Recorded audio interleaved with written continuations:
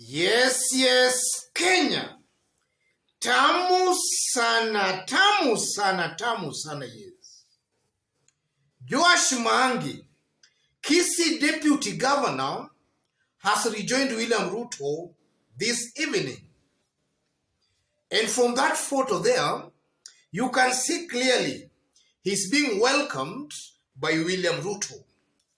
What does this mean politically? That's our analysis and discussion right now. In case you've bumped here for the very first time, subscribe, give this video a like. The first meaning to that, Joash Maangi has found a very stiff competition in Azimio. You know, Maangi is contesting for Kisii gubernatorial seat. But already, even from the look of things, Simba Arati is way ahead of almost all the aspirants angling for that seat, followed closely by Professor Sam Ongeri. Those are the two strong aspirants for that seat. So the likes of Maangi could actually not compete there. He has just found himself a nobody in that competition. So he rather goes back where he came from, where he can easily be given a direct ticket, after which he will be given funds for campaigns. So in my considered opinion, he has gone back to UDA because he has found the competition very, very stiff in Azimio. And then secondly, Joash Maangi, I also believe if you look at his political journey, even in the last election of 2017, he was just behaving this way, defecting, redefecting. That is his nature. Joash Maangi is coming out from his political maneuvers since 2017 as a very confused politician. In fact, from where I sit, this leader should actually be checked whether he's okay. Yes, that is his nature. In 2017, he was just behaving more or less the same. And I won't be surprised again to find this leader defecting again to ODM, maybe after 2 weeks or even after 1 month. So that's largely his nature. And then thirdly, when this deputy governor was defecting from UDA to ODM, he made it very clear that his people in Kisii, or rather the pressure from Kisii, forced him to join ODM. That's what is stated or said when he was decamping from UDA. So is it now trying to tell us that now that pressure shifted again to UDA, that is, the ground is now forcing him to join UDA?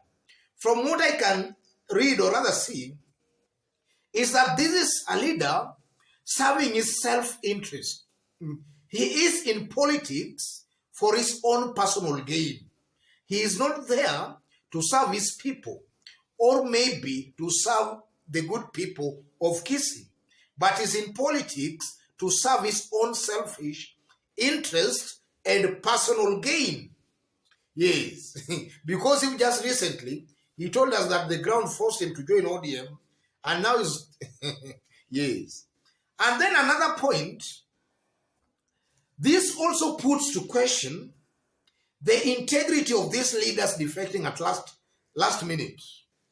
And some few days ago, we did a detailed analysis in this YouTube channel where I stated clearly that there might be some moles from UDA joining Azimio.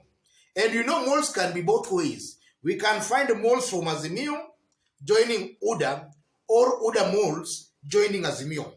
But in this case of Joash Maangi, I don't think Maangi was William Ruto's mole in Azimio. Joash Maangi, in my considered opinion, felt the wrath of the ground, rather from the ground. The ground in Kisii, we know, is largely pro-Raila Amolo Odinga. So I strongly believe that it is that ground that forced Joash Maangi to join ODM. And upon joining ODM, he thought he could be given the ODM ticket to contest for Kisii gubernatorial seat. But upon joining ODM, he has found men there, very strong aspirants. And he just realized that it's better where I came from because there was no competition there. I was only alone, and most likely I could even be given that ticket and some money for campaigns. So this also actually puts into question the integrity of some of these leaders joining Azimio, or rather joining UDA from both sides. And largely, if you look in also in Western, we also have leaders with some questionable integrity. From their past political behaviors, they have always shown that they're not leaders that can actually be trusted. So it's up to Azimio and maybe Kenya Kwanza to actually verify and to scrutinize these leaders to see whether they mean well for their coalition, or rather to see if at all they are adding any value to their coalition.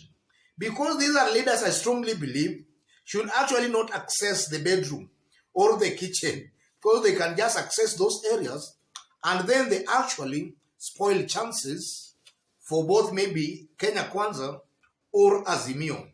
But above all, looking at all this incident of Joash Maangi, I'm seeing a disparate team. I'm seeing a disparate personality in Joash Maangi, a leader who is totally out of touch with the reality. A leader who does not have any political ambition. Because from where I sit, Joash Maangi is actually killing his political future. I strongly believe that in the near future, a good majority of residents of Kisii will not actually take him seriously. He will be seen as a joker. And then again by William Ruto also may be accepting this leader in one way or the other also just shows the desperation in William Ruto's camp. William Ruto is very desperate for, largely in Kisii region, Kisii, for it's a given fact that in Kisii region, Kisii residents do not approve of William Ruto. And largely as a result of 2007 post-election violence. So William Ruto appears to be very desperate, maybe to work with any leader. Whether the leader is not trustworthy or not, William Ruto seems to be very desperate to work with such kind of leaders. And that's why William Ruto is actually even now taking a photo and sharing those photos in public of Joash Maangi, a leader we know has very little influence on the ground. So that also just proves the desperation in William Ruto and in Tangatanga to be seen with the leaders who do not actually have clout on the ground. And then again, if you look at Kenya Kwanza Alliance, Kenya Kwanza Alliance, they are also coming out as people who are not politically mature. Because small things actually do excite William Ruto and his team. I honestly believe that a leader like Joash Maangi should not even be the topic of discussion in Kenya Kwanza. That is just an indication enough again that William Ruto and his brigade are still largely evolving. They have not actually reached a station where actually leaders are actually looking for them. They are desperate for leaders, but it should be the other way around. It's actually the leaders who should actually be looking for them, not them looking for leaders. And in this case again, I strongly believe William Ruto might also have used some cash or some money to maybe just influence this leader maybe to rejoin him. That is also just a sign of desperation. Otherwise, just as I did indicate when I was starting, in case you've bumped here for the very first time, and so far you have not yet subscribed, kindly subscribe, give this video a like. To those watching us outside Kenya for the very first time, drop a comment, let us know from which part of the globe you are watching us from. And if possible, subscribe, give this video a like. Thank you, God bless you, God bless Kenya.